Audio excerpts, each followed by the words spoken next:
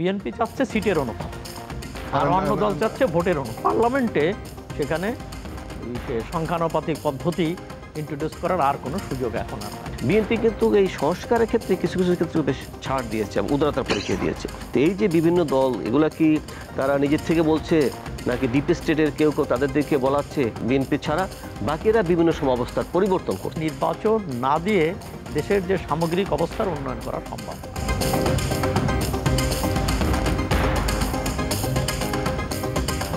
এই যে আলোচনাটা নতুন করে এসেছে আনুপাতিক হারে নির্বাচন করার যে বিষয়টা, এইটা আসলে কতটা বাস্তবসম্মত এবং এটা কেন এই আলাপটা নিয়ে আসা হলো, আপনার কি মনে হয়? আচ্ছা, প্রথমত হচ্ছে যেমন আনুপাতিক মানে ওই হারে মানে আনুপাতিক ভিত্তিতে দলের ভোটের আনুপাতিক ভিত্তিতে নির্বাচন, এটার আমি সমর্থক এবং আমি 91 সাল থেকে এটার ব্যাপারে অনেক প্রবন্ধ লিখেছি। কিন্তু প্রশ্ন হচ্ছে যে আজকের অবস্থায় এটা রাজনৈতিক দলের ঐক্যমত্য ছাড়া এটা সম্ভব না। অতএব এই চর্চার জায়গাটা এখানে সুযোগটা নেই। তবে এখানে উচ্চকক্ষে কিন্তু সবাই আনুপাতিক প্রতিনিধিত্ব চাচ্ছে। যেমন অন্য দল চাচ্ছে, বিএনপিও আনুপাতিক চাচ্ছে। বিএনপি চাচ্ছে সিটের অনুপাত, আর অন্য দল চাচ্ছে ভোটের অনুপাত। মানে এটা হলো যে ওই নারী আসন যেভাবে হয়, নারী আসনটা এটা, তাহলে আনুপাতিক সবাই চাচ্ছে। এখন হচ্ছে যে কোনটা জাস্টিফাইড, সিটের আনুপাতিক। কিন্তু আপনার নিম্নপক্ষেও তো আনুপাতিক চাচ্ছে। হ্যাঁ, অন্যরা যারা চাচ্ছে, কিন্তু যে আলোচনা যেখানে চলে গেছে, তো সেখানে তো অলরেডি সেই আলোচনার মধ্যে কিন্তু কোনো দল এটা আনে নেই। মাঠের বক্তৃতায় বলছে, কিন্তু কোনো দল বলে নেই যে সংসদ বাতিল করে। এখন পর্যন্ত আলোচনা যেখানে যতটুকু ঐক্যমত্য হয়েছে, সেখানে কিন্তু নির্বাচন মানে পার্লামেন্ট ইলেকশনই বোঝানো হচ্ছে এবং আসন ভিত্তিক, অর্থাৎ আসন ভিত্তিক নির্বাচনের কথাই বলা হচ্ছে, সেখানে সংখ্যানুপাতিক পদ্ধতির কথা বলা হচ্ছে না। তো এখন উচ্চকক্ষে, এবং আমি দেখলাম যে এনসিপির পক্ষ থেকে বলা হয়েছে যে আমরা উচ্চকক্ষে সংখ্যানুপাতিক চাই, আমরা সব জায়গায় চাচ্ছি না। আমি কারো একটা সাক্ষাৎকারে দেখলাম, তো আমার কাছে সেটা মনে হয়। আমি একটা পত্রিকায় দেখলাম এমনভাবে লেখা হয়েছে যে আসলে সংখ্যানুপাতিক কথাটা তুলছে জামাত, তো সবচেয়ে বড় জোরেশোরে এটা তুলেছে, এর সাথে এবি পার্টি বা জামাত সমর্থিত বা ইসলামী দলগুলো আছে। মূলত তারা আসলে উচ্চকক্ষে সংখ্যানুপাতিক চায়, এইটা নিম্নকক্ষে চাপ দিচ্ছে যাতে বিএনপি অন্তত ওইটাই রাজি হয়। এটা একটা কৌশলগত ব্যাপার। তো এখন হচ্ছে বিএনপির ভারপ্রাপ্ত চেয়ারম্যান তো বলেছেন যে কেউ যদি যৌক্তিক প্রস্তাব নিয়ে আসে, তারা 21 দফা তাদের ভিত্তি, এবং 21 দফার মধ্যে 31 দফা তাদের ভিত্তি, এবং 31 দফার মধ্যে দ্বিকক্ষ আছে। তো এখন প্রশ্নটা হচ্ছে, তারা বলছে কেউ যদি, উনি বলেছেন যে কেউ যদি যৌক্তিক প্রস্তাব নিয়ে আসে, তো ওনারা এটা বিবেচনা করবেন। তো সেইটা যদি হয়, এখন উচ্চকক্ষে এটা একটা যৌক্তিক বিষয়। এখন অনেকেরই ধারণা হতে পারে তাহলে জামাত কিংবা এনসিপি কিছু সিট পেয়ে যেতে পারে, বেশি সিট পেতে পারে। তাই সেইটা কোনো বিবেচ্য বিষয় হওয়া উচিত না। তো বিবেচ্য বিষয় হওয়া উচিত যে পদ্ধতিটা কি, কে ইলেকশনে জিতবে। সেটা আপনার ধরেন উচ্চকক্ষে যদি আনুপাতিকভাবে হয় এবং সেক্ষেত্রে জামাত, এনসিপি বা অন্যান্য দলগুলো পায়, সেটা তো বরং মানে চেক অ্যান্ড ব্যালেন্সের জন্য আমারও সেটা মনে হয় যে সেটা বিষয়। তো এই জায়গাটা ঐক্যমতের চেষ্টা হতে পারে, এবং সেটা হওয়াটাই যুক্তিযুক্ত বলে আমি মনে করি। আর পার্লামেন্টে সেখানে সে সংখ্যানুপাতিক পদ্ধতি ইন্ট্রোডিউস করার আর কোনো সুযোগ এখন আর নাই। মানে এই এখনো বাংলাদেশ সেই পর্যায়ে আসেনি বলে মনে করছেন?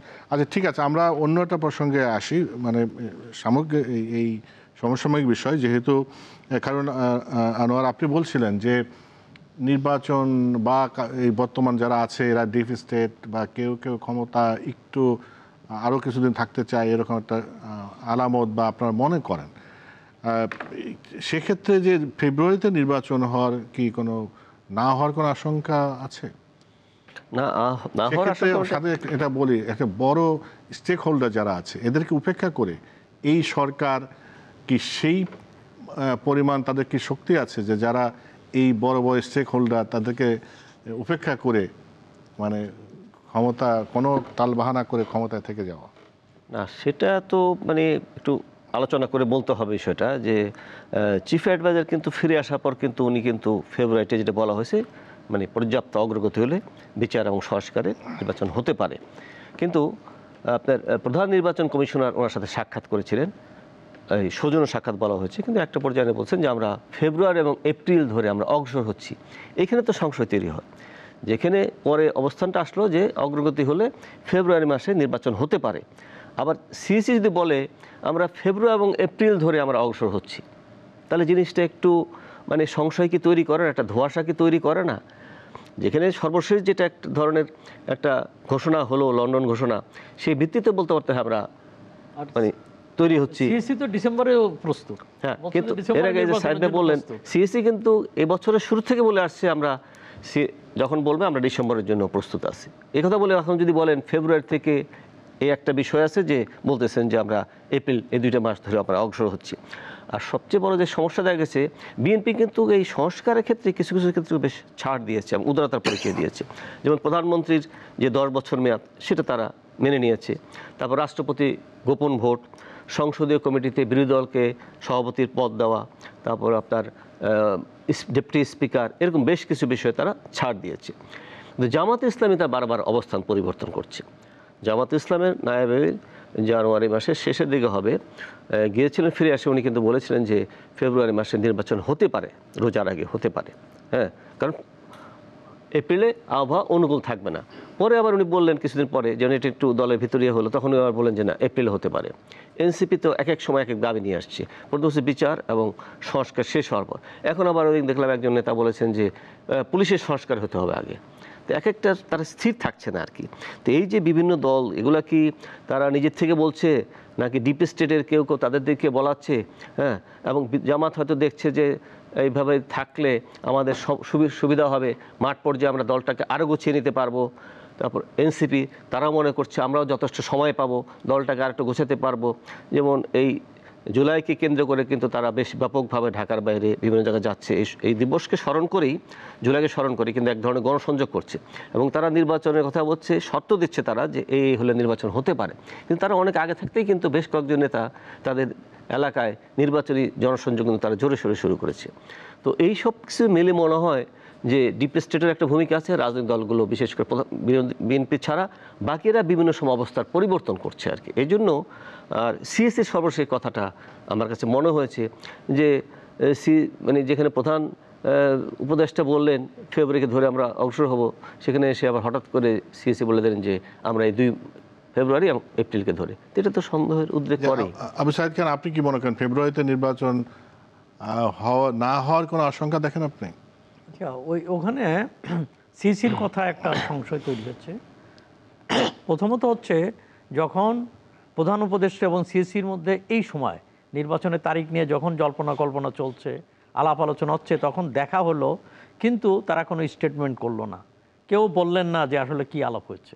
তা আসলে ব্যাপারটা হচ্ছে, এরকম গুরুত্বপূর্ণ 2 ব্যক্তি যখন সাক্ষাৎ হবে, তো সেইটা তো পাবলিক হওয়া উচিত, এটা তো কোনো গোপন বৈঠকের ব্যাপার না। আর একটা হচ্ছে যে নির্বাচনের তারিখ নিয়ে যখন সংশয়, মানে বিভিন্ন রকম সংশয় কিংবা প্রস্তাবনা রয়েছে, তো সেখানে নির্বাচনটা কবে হবে, এটা কি ফেব্রুয়ারিতে হবে না এপ্রিলে হবে, তো এই ব্যাপারটা তো স্পষ্ট হওয়া দরকার। উনি 2টা তারিখের কথা বলার মধ্য দিয়ে এক ধরনের কিন্তু সংশয় তৈরি হয়। কিন্তু বাস্তবতা হচ্ছে, দেশের যে বাস্তবতা হচ্ছে, সেখানে বড় দলগুলো চাচ্ছে, অন্য দলগুলো চাচ্ছে। এখানে ইসলামী দল এবং এনসিপি তারা এই ব্যাপারে দোদুল্যমান অবস্থা আছে, কিংবা তাদের অন্য লক্ষ্য থাকতে পারে। তো সেই জায়গা থেকে আমার মনে হয় নির্বাচন না দিয়ে দেশের যে সামগ্রিক অবস্থার উন্নয়ন করা সম্ভব না। তো যেমন অর্থনৈতিক ক্ষেত্রে কিংবা অন্য ক্ষেত্রে প্রশাসনকে ঠিক করা, সব কিছু, কেন রাজনীতিটা তো হচ্ছে সরকার পরিচালনাটা একটা রাজনৈতিক কর্মকাণ্ড। এখানে অন্য পণ্ডিত ব্যক্তিরা কিংবা এনজিও এক্সপার্টরা এটা করতে পারে না, দীর্ঘদিন এটা চালাতে পারে না, প্রশাসন কর্মকর্তারাও পারে না। এটা রাজনীতি কর্মকাণ্ড, রাজনীতিবিদদেরই এটা দেশ পরিচালনা করতে হবে। অতএব দ্রুত নির্বাচন হওয়ার মধ্য দিয়ে দেশের একটা অবস্থার একটা পরিবর্তন ঘটতে পারে এবং সেই দিকেই অগ্রসর হওয়া উচিত। তবে আমি যেটা মনে করি, হ্যাঁ, নির্বাচন নিয়ে কিছু কথাবার্তা হতে পারে, কিংবা আমি একটু অন্য ভাষাও বলি, তালবাহানা হতে পারে, কিন্তু নির্বাচন দেওয়া ছাড়া অন্য কোনো গত্যন্তর সরকারের সামনে নাই।